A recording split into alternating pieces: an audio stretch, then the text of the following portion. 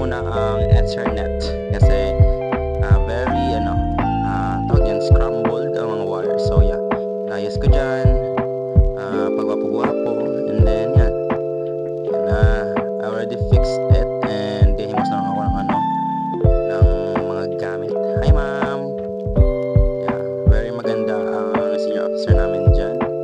And yeah, so now that we have done that, may pinaayos sa kabila sa akin. Easy naman. Pero start na lang, I was just little troubleshoot and ayos na. Yan naman, pagwapo naman. Pagwapo yun sucks. Pero like, after a few minutes, lumabas ako kasi may pinalinis na naman na PC, another one. This is my second time of the day. So yeah, ito na.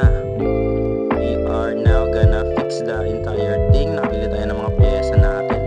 And yeah, simulan na ang pagdurusa. Char lang.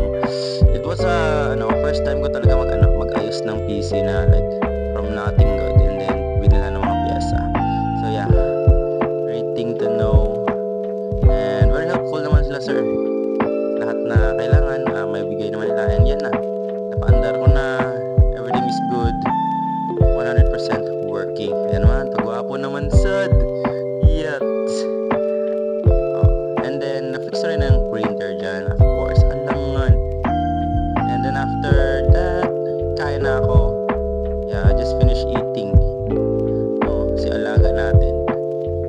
And yeah, after nyan, I think bumili ako ng if I'm not wrong, bumili ako ng mga pagkain.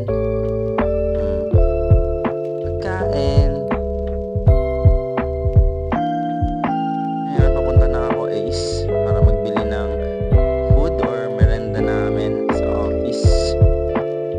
Yeah, papunta Ace. And yun na, I already bought it. Di na ako nakapag-video kasi sa loob ng Ace kasi mahirap na.